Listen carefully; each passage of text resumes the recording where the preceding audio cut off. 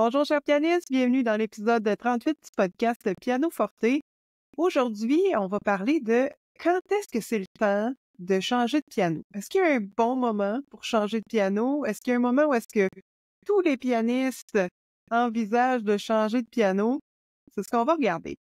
Tu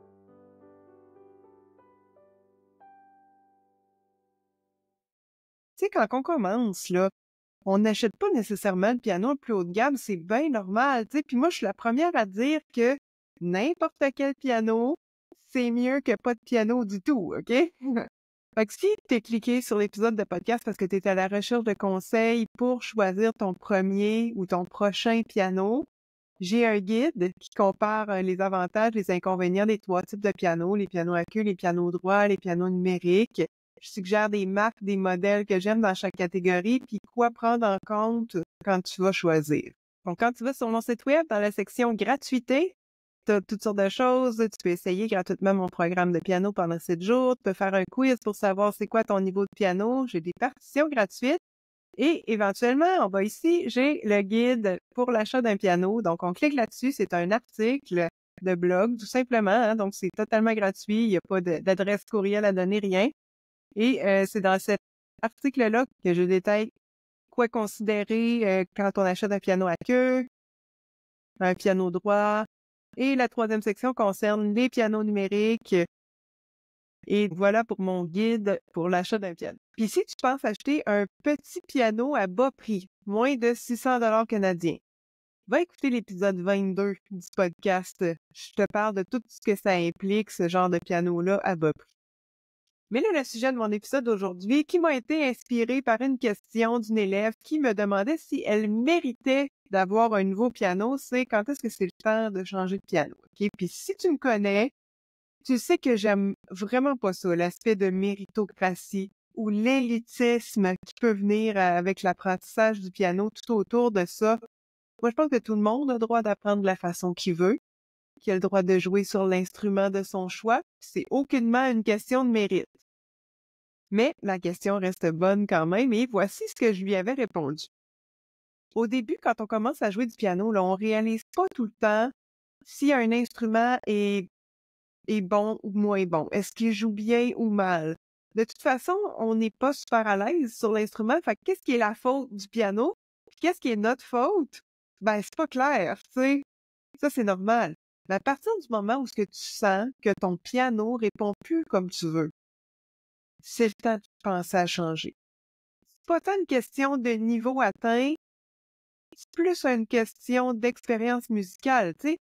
Quand je dis, là, tu sens que ton piano répond plus comme tu veux, ce que je veux dire, c'est, par exemple, tu sens que la touche te convient plus. Tu sens que c'est plus difficile de faire des nuances. T'essayes de faire des nuances, mais ça passe pas. On les entend pas bien. Que t'es plus satisfaite du son. Ça se peut. Hein? Au début, on prend un peu n'importe quelle sonorité, puis finalement, avec le long terme, il y a de quoi qui est agaçant. Ça peut être l'aigu, ça peut être le grave, ça peut être n'importe quoi dans le son, bref.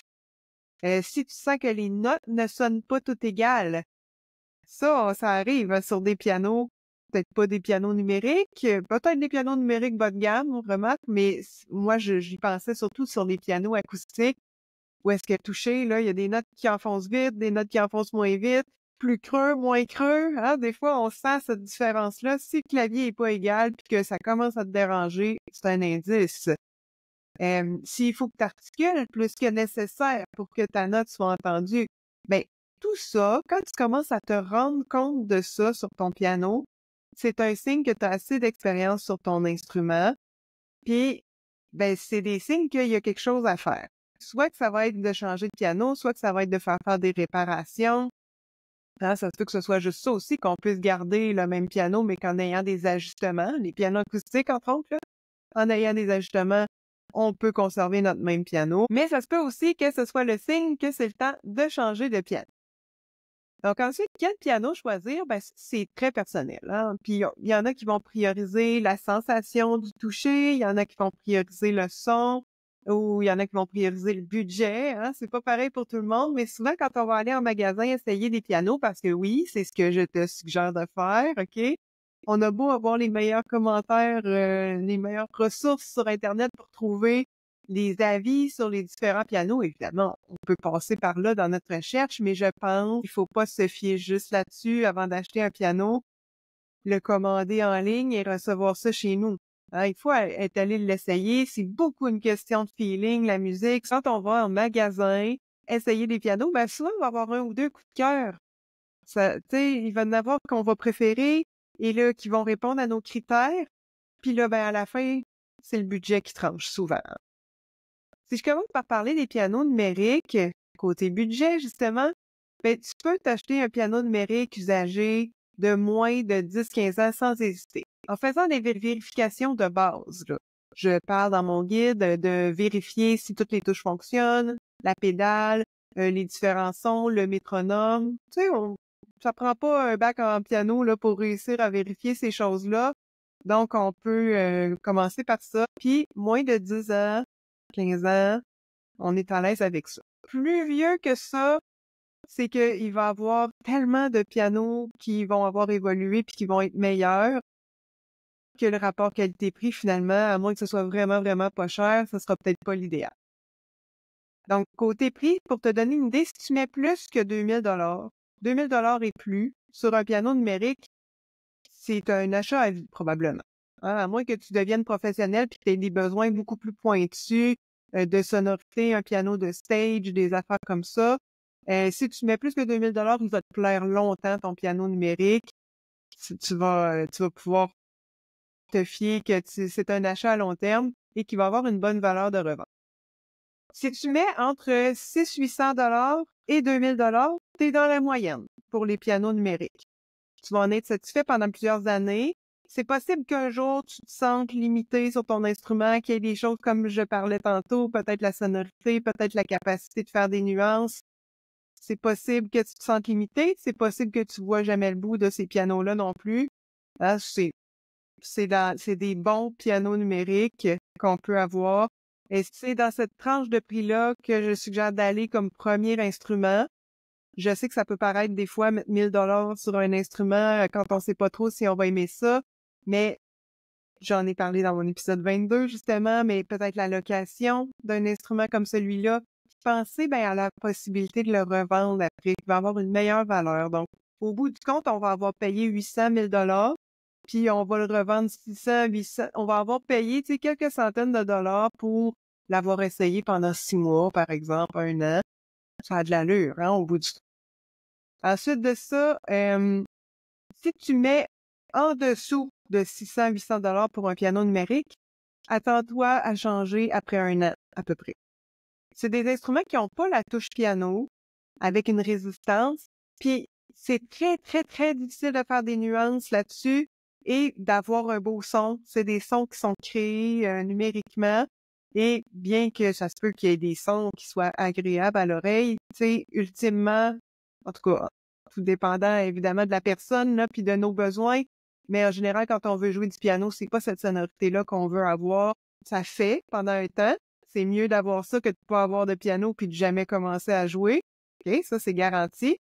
Mais probablement qu'après 1 an dessus, tu vas déjà être tanné, tu vas avoir le goût d'avoir un meilleur instrument. Si je parle un peu des pianos acoustiques, piano droit, entre autres, j'irai pas dans les pianos à queue. Je pense que c'est pas ça que les gens s'achètent en majorité. Mais si je parle des pianos droits, je vais te parler de la marque Yamaha, que je connais mieux que les autres marques. Et ça serait de voir l'équivalent là, dans les autres marques. Mais pour Yamaha, ceux de la série U, c'est un achat à vie. Assurément, là, c'est un bon piano, tu vas être content de ça pendant longtemps. Ceux de la série B sont un peu plus d'entrée de gamme. C'est des bons pianos aussi, des pianos d'études qu'on appelle un peu plus. C'est ça qu'il y a beaucoup dans des écoles de musique. Évidemment, souvent, les écoles de musique ont quelques bons pianos, mais quand tu as 12 locaux à équiper en piano, tu n'achètes pas toutes des U, de la série U. Donc, il y en a souvent de la série B, puis c'est des bons pianos, mais c'est des pianos peut-être que tu vas avoir envie de le changer éventuellement. Mais il n'y a pas, dans les pianos acoustiques Yamaha, là, il n'y en a pas vraiment qu'après 1 an, tu vas avoir le goût de t'en débarrasser, tu sais, ça, pas vraiment. Tu vas toujours être satisfait quand même à long terme de ton instrument. Donc, pour conclure un peu sur la question, quand est-ce que c'est le temps de changer de piano? Tu sais, j'ai conseillé beaucoup d'élèves, là, dans l'achat d'un nouveau piano, OK? Puis, ils ont tous eu la même constatation. le nouveau piano il est plus agréable à jouer. C'est plus facile d'obtenir la sonorité qu'ils veulent, puis grâce à ça, ben, ils ont encore plus de plaisir à jouer. Fait que, tu sais, est-ce que je mérite d'avoir un nouveau piano? Oui, c'est sûr que oui. OK? Est-ce que je peux me payer un nouveau piano? À prendre en considération. Mais tu sais, de base, là, est-ce que je sens que mon instrument me pose des limites? Puis tu sais, ça peut prendre du temps avant qu'on s'en rende compte, là. Mais éventuellement, quand on s'en rend compte, ben oui, c'est le temps de changer de piano. Donc, merci beaucoup d'avoir posé cette question-là. Je pense que c'est super intéressant d'en discuter. Toi, combien de pianos as-tu eu jusqu'à maintenant dans ton apprentissage? Est-ce que tu es encore à ton premier piano? Est-ce que tu as eu à changer quelques fois parce que justement, tu as senti les limites de ton premier piano? Donc, viens m'en jaser. C'est quoi ton modèle que tu utilises? Et piano droit, piano acoustique, hein? On a des teams piano acoustique et des teams piano numérique. Donc, dis-moi dans quelle équipe tu joues. Et personnellement, moi, j'aime les deux. Je suis team piano à queue quand j'ai à jouer pour me faire plaisir. Je joue sur mon piano à queue. Mais j'aime beaucoup mes pianos numériques, puis ils remplissent d'autres rôles. Puis quand j'ai à les sortir pour aller jouer en public avec, ben, je suis contente de jouer sur mes pianos numériques quand même. J'en ai choisi qui me plaisent. Donc, il y a moyen d'avoir des instruments qu'on aime, même dans différentes gammes de prix aussi et de qualité. Donc, je te laisse là-dessus. On se reparle dans 2 semaines pour le prochain épisode. Bonne journée ou bonne soirée selon t'es où dans le monde. Merci beaucoup d'avoir été là. Si t'as aimé l'épisode d'aujourd'hui, n'hésite pas à me laisser un petit commentaire sur ta plateforme préférée, puis pourquoi pas, partage le podcast avec un ou une pianiste qui t'entoure. Viens me jaser sur les réseaux sociaux, ça me fait toujours plaisir d'avoir de tes nouvelles. Tu peux aussi t'abonner à mon infolette, tu vas recevoir du contenu qui s'adresse directement à toi, cher pianiste. Tous les liens sont dans la description et on se retrouve très bientôt pour le prochain épisode.